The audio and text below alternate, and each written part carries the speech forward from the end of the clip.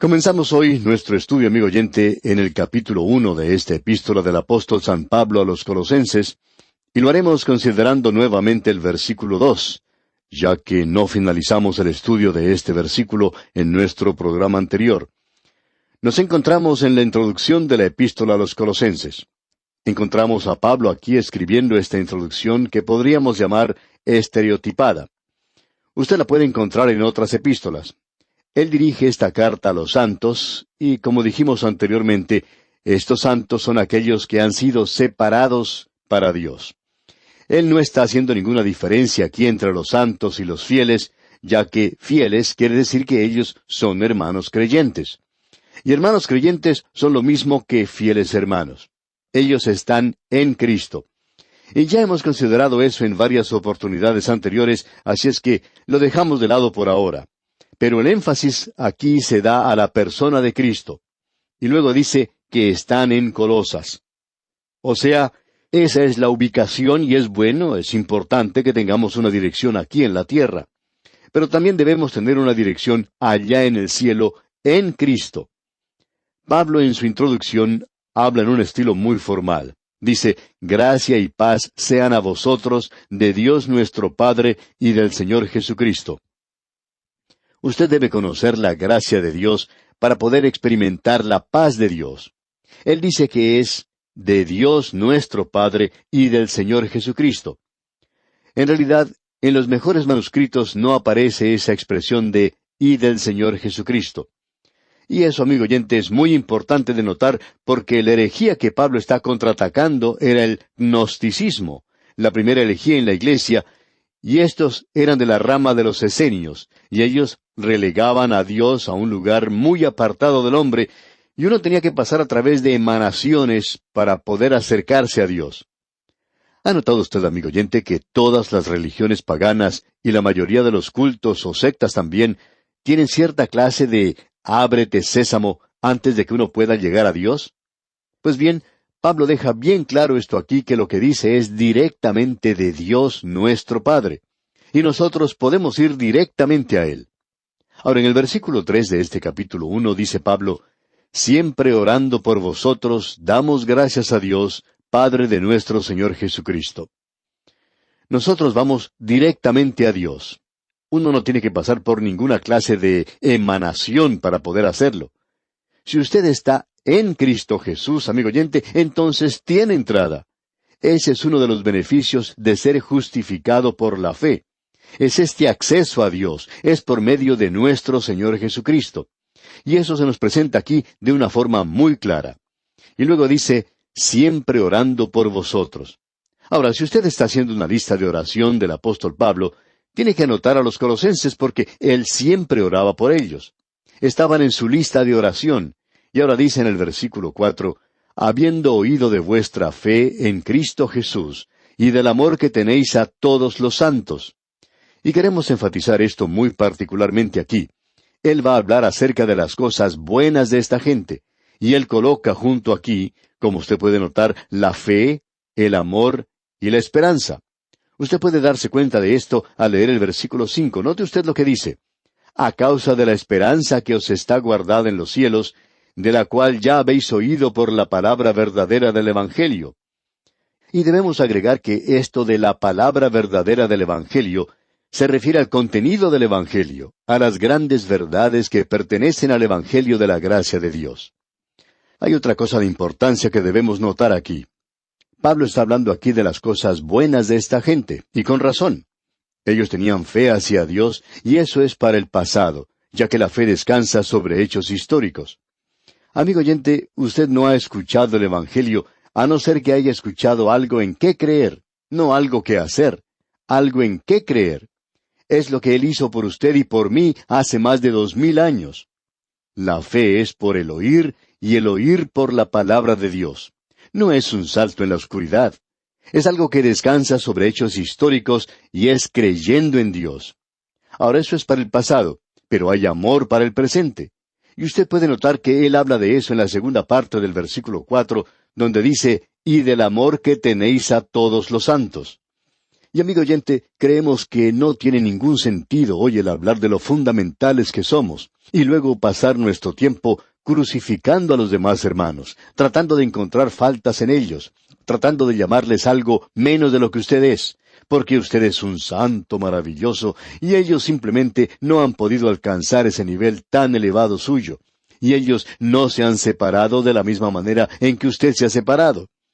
Amigo oyente, el mundo hoy no está interesado en esa clase de cosas. El mundo quisiera saber si nos amamos los unos a los otros. Y la hipocresía hoy del fundamentalismo es que le gusta derribar a algún hermano y muestra muy poco amor en muchos lugares.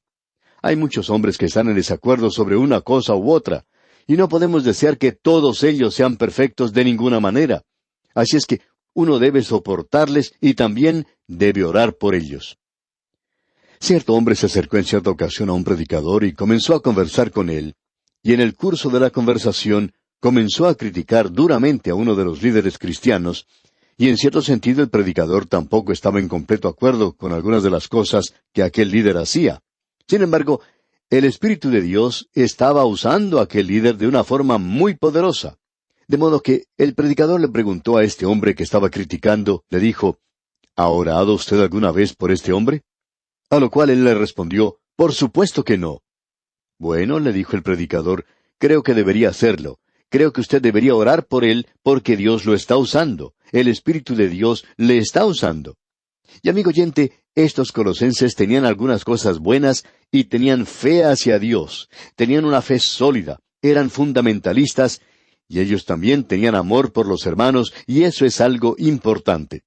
Y eso también es para el presente, como podemos apreciar. Aquí también encontramos esperanza para el futuro. Pablo puso estas tres gracias juntas a causa de la esperanza que os está guardada en los cielos. Me gustaría que usted notara una cosa. En el capítulo 13 de la primera epístola a los Corintios, Pablo presenta estas tres cosas, pero de una forma un poco diferente. Dice, y ahora permanecen la fe, la esperanza y el amor, estos tres. Él coloca la esperanza en el segundo lugar y el amor en el último lugar. ¿Por qué? Porque el amor es la única cosa que permanecerá. Es lo único que no es solo para el presente, sino que durará en la eternidad. Así es que necesitamos comenzar a exhibir eso aquí en la tierra. ¡Cuán maravilloso es eso, amigo oyente! Ahora en la primera parte del versículo 5 dice, como acabamos de leer, a causa de la esperanza que os está guardada en los cielos. Y esa esperanza es la bendita esperanza, mirando hacia la venida de Cristo, y nosotros debemos amar su venida también. Luego dice, de la cual ya habéis oído por la palabra verdadera del Evangelio. Ahora el Evangelio es un Evangelio sencillo, eso es cierto, y a usted se le pide que crea en ciertos hechos, pero hay muchos hechos que están relacionados con el Evangelio. Él tuvo un nacimiento virginal, realizó milagros, Él es el Dios hombre y Él murió sobre la cruz, fue sepultado y resucitó. Él ascendió nuevamente al cielo. Él envió al Espíritu Santo al mundo en el día de Pentecostés para que formara la iglesia. Y hoy Cristo está sentado a la diestra de Dios. Ahora esa posición se nos da por el hecho de que nuestra redención ha sido completada.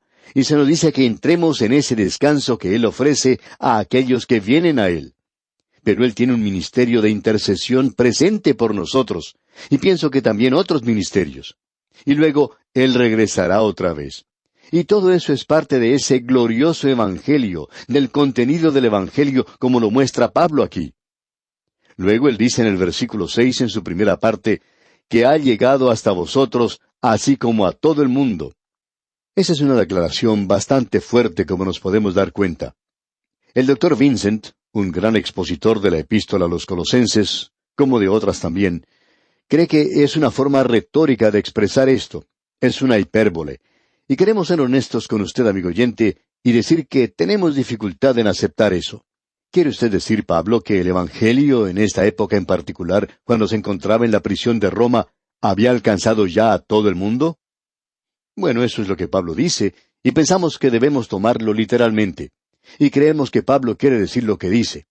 Y uno no se da cuenta de lo correcto que es esto hasta cuando puede contemplar en la ciudad de Sardis de Turquía parte del camino romano que ha sido excavado en esa zona. Ese es el camino por el cual llegó Pablo al país de Galacia en su camino hacia Éfeso. Y allí, por 3 años, se predicó el Evangelio y la gente que se encontraba allí venía de todas partes del Imperio Romano.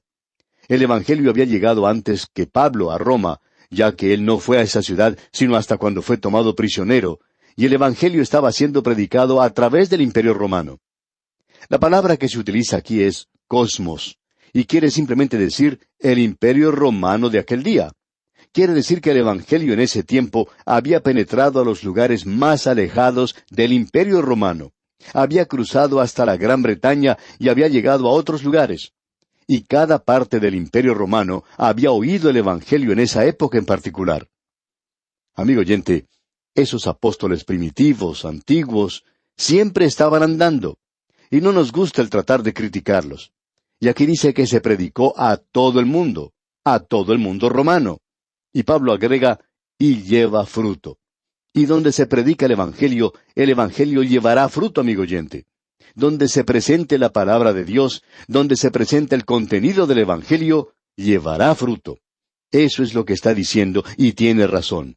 El autor de estos estudios bíblicos, el Dr. J. Vernon McGee, decía, «Debo confesar que mi fe era un poco débil con este programa radial.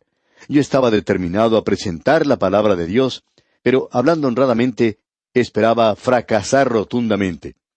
Y la sorpresa más grande de mi vida fue que Dios bendijo su palabra. Nunca antes me había sorprendido tanto. Pensaba que me dejaría solo, pero no fue así. Él me dijo que iba a bendecir su palabra, y usted puede contar con ella». Y el apóstol Pablo dice aquí en este primer capítulo de la Epístola a los Colosenses, versículo 6, «Y lleva fruto, y crece también en vosotros, desde el día que oísteis y conocisteis la gracia de Dios en verdad». Nos sorprende mucho el ver la cantidad de cartas que recibimos y gente que nos dice que ha llegado a conocer a Cristo a través de este débil ministerio radial nuestro. Pero amigo oyente, Dios bendice su palabra, y eso no solo lo creemos, sino que lo sabemos. Y no estamos dispuestos a discutir o argumentar sobre esto con ninguna persona. Alguien quizá puede venir y decirnos, «Yo no creo que la Biblia sea la palabra de Dios». Y nosotros decimos, «¿No lo cree?» Y nos dicen, «Bueno, ¿no quiere discutir sobre este asunto?» Y vamos a responder que no. Y se preguntan por qué, vamos a decir, «Porque sabemos que es la palabra de Dios. No lo creemos, sino que lo sabemos». Ahora supongamos que alguien se me acerque y me diga, «Bueno, yo quiero discutir con usted en cuanto a si usted ama a su esposa o no lo ama. Yo puedo presentarle varios argumentos filosóficos que le demostrarán que usted no ama a su esposa». Y sabe, amigo oyente, que esa persona quizá podría argumentar mucho mejor que nosotros y quizá hasta derrotarnos intelectualmente. Y si esa persona hace eso y nos demuestra por medio de la lógica y de toda clase de argumentos que yo no amo a mi esposa, ¿sabe lo que yo diría? Yo diría, bueno, yo no sé en cuanto a esos argumentos suyos, pero quiero que sepa una cosa. Yo amo a mi señora, yo amo a mi esposa, yo sé eso, estoy convencido de eso. Yo no necesito esos argumentos convincentes, sofisticados, astutos, esotéricos del día de hoy. Hay algunas cosas que nosotros conocemos hoy y no deberíamos permitir que aquello que no conocemos perturbe aquello que sí conocemos. Y eso es algo importante de ver de nuestra parte. Por eso es que dice aquí, «Y lleva fruto, y crece también en vosotros, desde el día que oísteis y conocisteis la gracia de Dios en verdad». Esto es algo maravilloso, ¿no le parece? Ahora, en el versículo 7 dice el apóstol Pablo, «Como lo habéis aprendido de Epafras, nuestro consiervo amado, que es un fiel ministro de Cristo para vosotros». Epafras aparentemente era el líder o el pastor de la iglesia en Colosas. El nombre de este hombre suena como medicina, pero así era como se llamaba. Y Pablo dice aquí que él es nuestro consiervo amado. ¿Ha notado usted cuán agradablemente Pablo podía hablar acerca de los otros siervos de Dios? Pablo tenía algo bueno que decir acerca de aquellos que estaban predicando la palabra de Dios.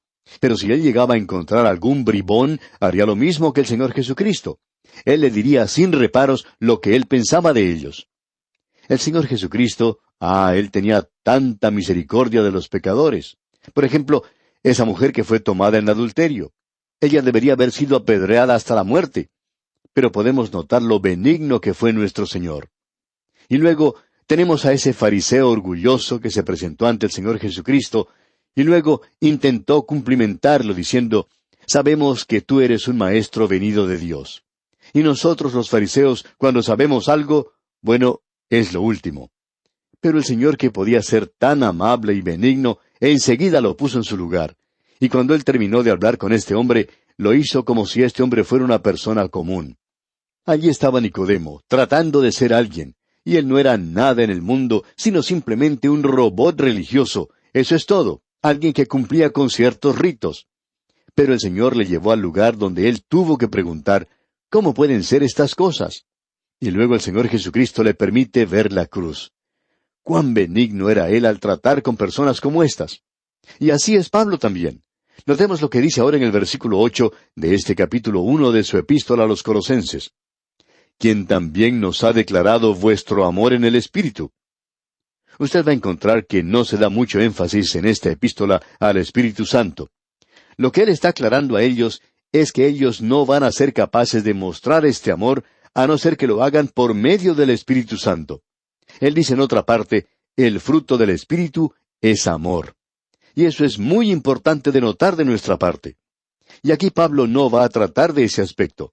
Él va a hablar de la persona de Cristo, y cuando Él lo hace, entonces el Espíritu Santo tomará las cosas de Cristo y nos las mostrará. Eso es lo importante de ver aquí. Y ahora estamos entrando en eso, digamos de paso. Ya hemos dejado la introducción y entramos a la oración del apóstol Pablo. Aquí tenemos una de las oraciones más hermosas de la Escritura. Y creemos que esta es una de las oraciones que toca todos los puntos importantes, y usted podrá notar las cosas por las cuales ora Pablo. Lo interesante es que hoy encontramos a personas orando por estas cosas, y Pablo deja muy en claro que nosotros ya tenemos esas cosas. El doctor Ironside comenta sobre ciertas oraciones que dicen lo siguiente: Te rogamos, Padre, que perdones nuestros pecados y nos laves en la sangre de Jesucristo, que nos recibas en tu reino. Danos tu Santo Espíritu y sálvanos por amor a Cristo. Amén. ¿Sabía usted, amigo oyente, que Dios ya ha contestado cada una de esas peticiones? Dios nos ha perdonado por todas nuestras culpas. Nosotros ya hemos sido limpiados por la sangre de Cristo. Él ya nos ha llevado de este reino de tinieblas al reino del sol de su amor. Y Él nos ha sellado con el Espíritu Santo. Y si cualquiera no tiene al Espíritu de Cristo, Él no le pertenece, dice la Escritura. Él nos ha salvado eternamente desde el mismo momento en que creemos al Evangelio. Lo que tendríamos que hacer nosotros es darle las gracias por lo que ha hecho, en lugar de pedirle que lo haga.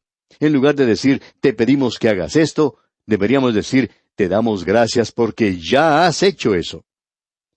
Escuchemos ahora la oración de Pablo. Él dice aquí en el versículo 9, por lo cual también nosotros, desde el día que lo oímos, no cesamos de orar por vosotros, y de pedir que seáis llenos del conocimiento de su voluntad en toda sabiduría e inteligencia espiritual. Esto es magnífico. Esto es lo primero. Él oraba para que ellos fuesen llenos del conocimiento, y eso es epignosis. Amigo oyente, estas personas eran herejes. Ellos eran los gnósticos. Pretendían tener un conocimiento superior.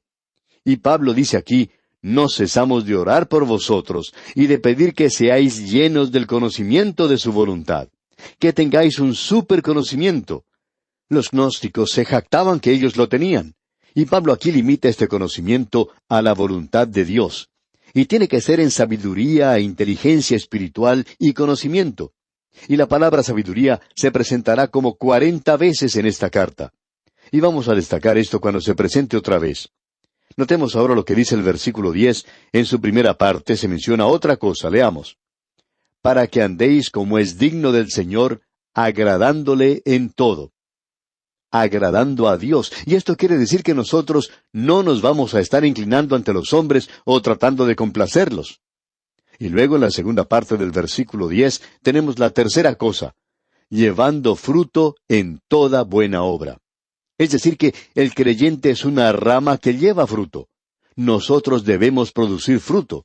Y al final de este mismo versículo 10 leemos, y creciendo en el conocimiento de Dios. El creyente no debe ser una persona estática, sino que tiene que ser viva y crecer en la palabra de Dios. ¿Y cuán importante es esto, amigo oyente? Sigamos adelante. En el versículo 11 tenemos la quinta cosa por la cual ora Pablo.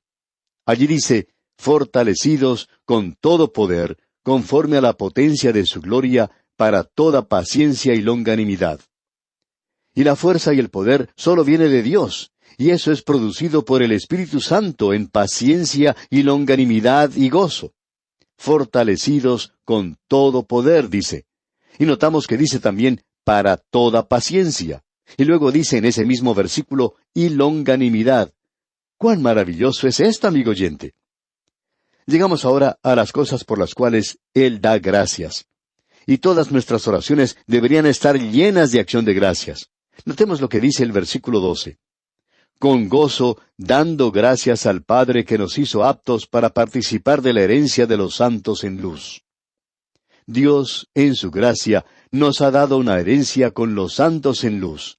Y nosotros deberíamos asirnos de eso, agarrarnos de eso, creer en Dios.